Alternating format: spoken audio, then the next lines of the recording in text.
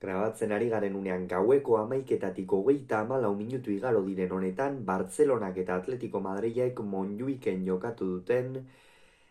kopako lehen finalerdiaren joaneko norgehiagokaren analisia egingo dugu. Norgehiagoka launa amaitu da, futbol erakustaldia eman dute bai Bartzelonak eta bai Atletico Madrilek gaurkoan Montjuik futbol zelaian, eta guk alik eta analisi sakonena egingo dugu, naiz eta ez dudan bideo oso luzea grabatu nahi, baina gauza asko daude hemen iruzkintzeko. Gogoratuko dugu aurreko jardunaldian batetik Bartzelonak utxe eta birabazi ziola Las Palmas ligan, eta Atletico Madrilek utxe eta 3 Valentziari ligan baita ere, beraz bi taldeak dinamika positiboan iritsi dira, eta Hansi Flickek eta Txolo Simeonek entrenatzaileek honako 11 hauen aldeko apustua egin dute. Hansi Flickek bere ohiko sistemarekin, 4-2-1 sistemarekin, Chesney izan da ATP-an, atzealdean eskuinaldetik Jules Koundé, ezkerraldetik Balde, Kuarsi eta Inigo Martinez atzealdearen erdialdean, De Jongek eta Pedrik osatu dute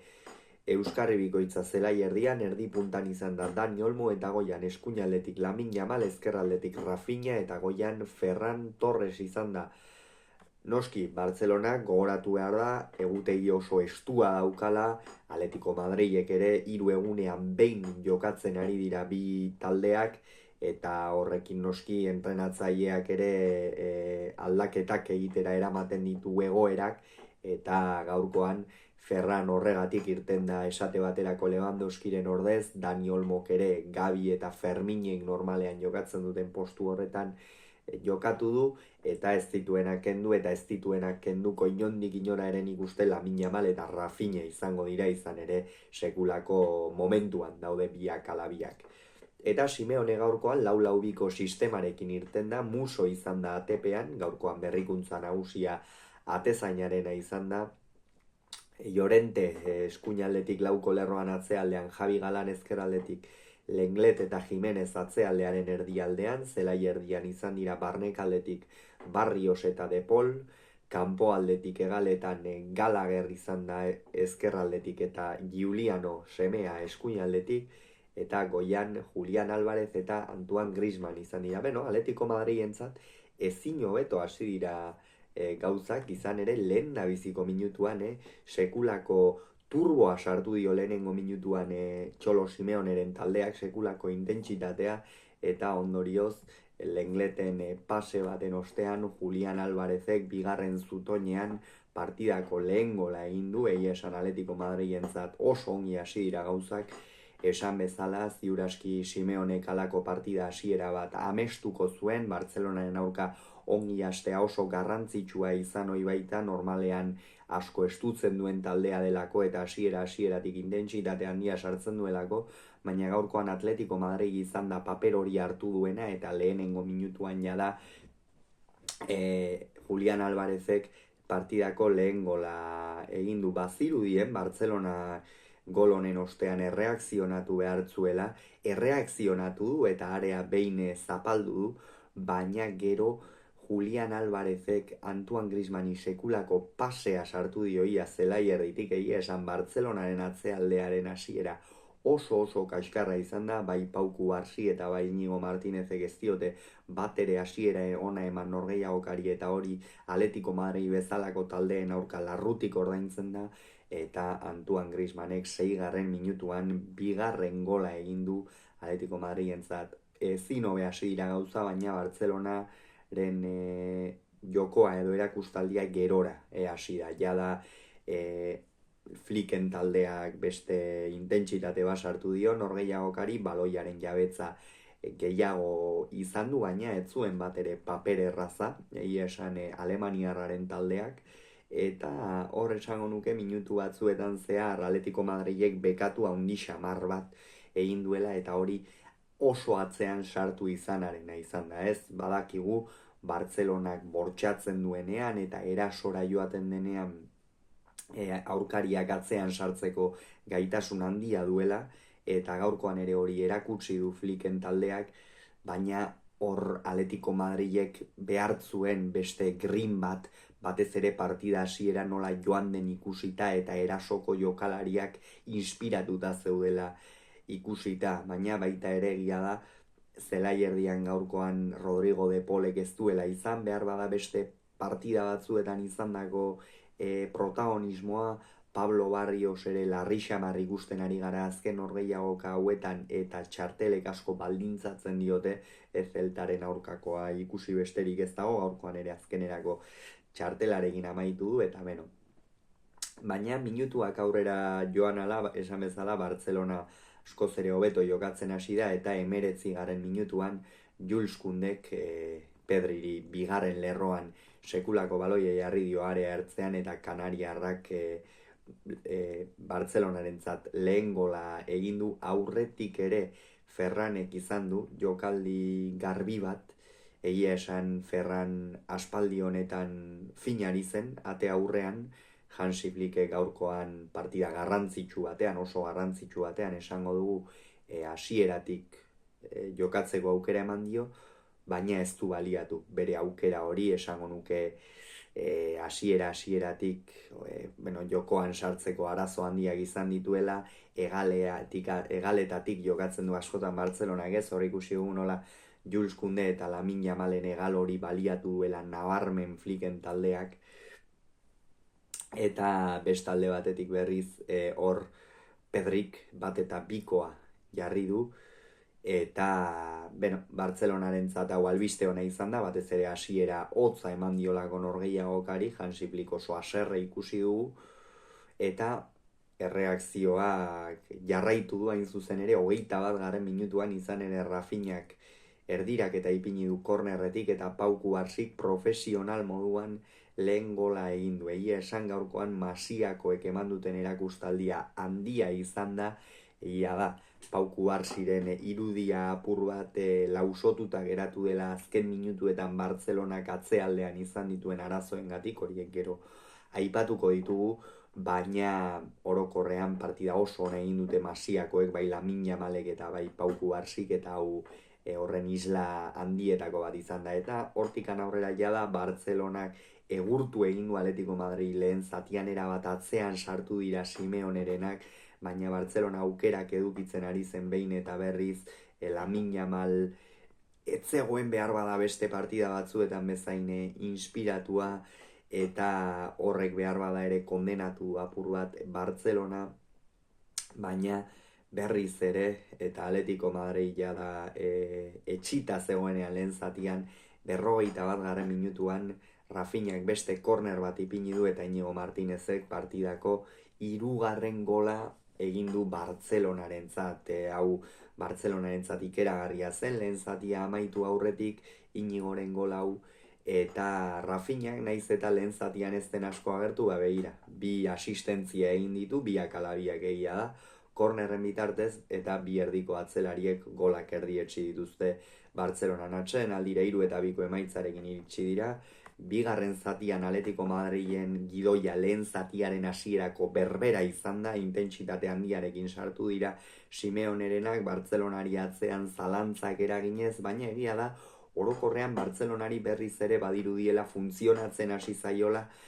atzealdeko lerro hori oso aurrean jartzearena, eta hori Flickentzat oso eraginkorra eta oso garrantzitsua da joko aurrera eramateko. Baloi gabe atzeraka lasterka egiten eta asko sufritzen baitute kuleek, eta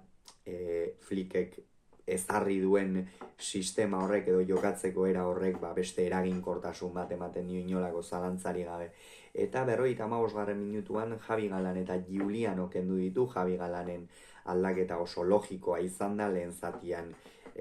Lamine Yamalekin lehenik eta behin asko kostazaio, eta gero txartela ikusi du gainera, eta bigarren zatiari eusteko bestela Gallagherrek sakrifizio handiak egin behar zituen. Gallagherren partidere aipatu behar dugu, izan ere eskoziarrak lehen zatian sekulako lana egin du Javi Galani laguntzen eta atzealdeari laguntzen, eta behar bada erasoan presentzia handirik ez du izan, egalean ezarri du, normalean barnek aldetik jokatzen duenean, eta meritu handiko partida, zalantzari gabe gaurkoan Gallagherrena. Eta Giulianok ere, saiatu da, borrokalaria da, baina egal horretatik egia da Bartzelonako jokalariek bai Baldek eta bai De Jongek, batez ere hor ezkerraldetik jokatu dutenek, Inigo Martinezek ere oso kontrolatuta izan dutela eta ez duela ezer handirik egiteko aukerarik izan. Eta Reinildo eta Lino atera ditu, bien partida eraginkorra izan da, batez ere gerora Atletico Madrid beste gol bat besterik ez duelako jaso, baina aldaketak azkar egin ditu gaurkoan, Gallagher ere kendu di 60. minutuan Nahuel Molina sartzeko, hor atzealdean beste jokalari bat sartu hartzuen, azkenean estrategiarekin jokatzea ere bazen gaurko norgehiagoka, izan ere hemendik 3-4 astera orain ez dakit buruz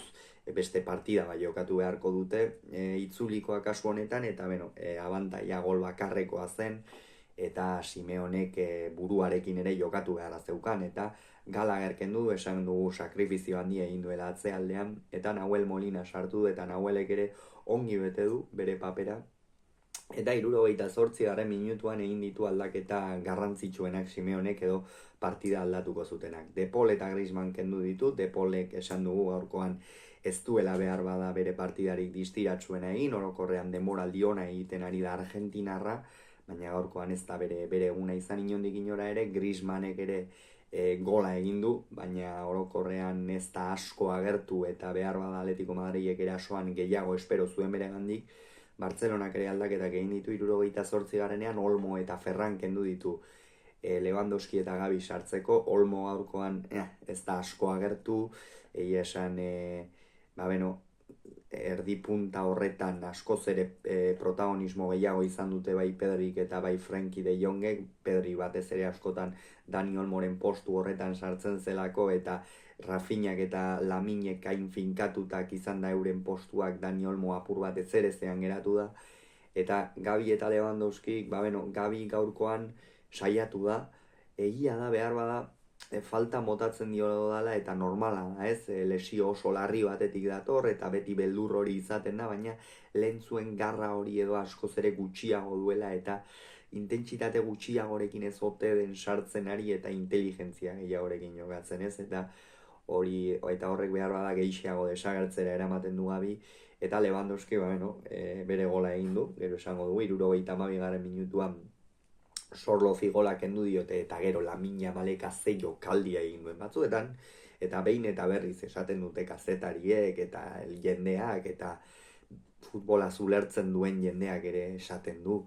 Lamine Yamalena 17 urterekin ikeragarri dela, eta alaxe da, gaurkoan ere haze pasea eman dion Robert Lewandowski atzera,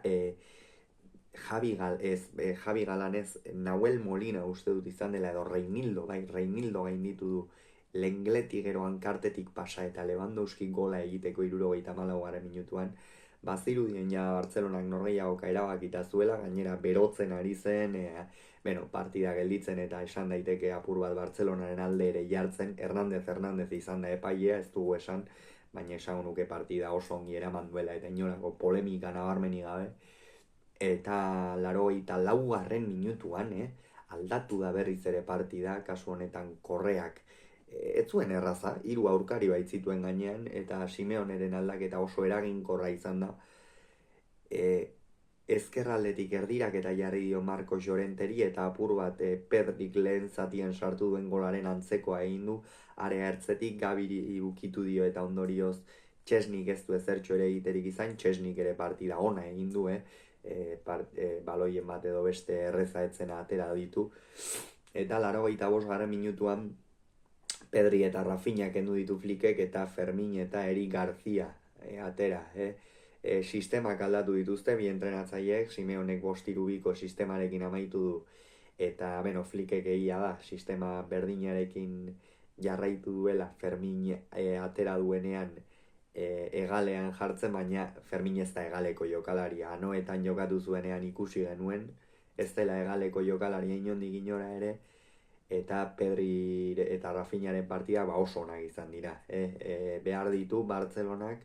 bere jokoa eta arrakasta aurrera eramateko, eta gaurkoan hori bete dute. Eta bazirudienean jala partida amaituta zegoela, Samuel Linok baloia hartu du, Bartzelonak oso gaizki defendatu du, eta hortxe esan du pekatua egin duela Bartzelonak, eta Samuelinok sorlozi bigarren zutoina baloia jarri eta Norbeiarrak ez du barkatu. Egia esan Simeoneren aldaketa gaurkoan oso eraginkorrak izan dira, azkar egin ditu, baina pozik izango Argentinako entrenatzaile inolako zalantzari gabe, launa amaitu da azkenerako norgehiagoka, oraindik ere guandan dena erabakitzeko dago, eta ikusiko dugu zer gertatzen den. Hauxe beraz esan beharreko, aurrengoan gehiago izango zuen, itaran on izan agur.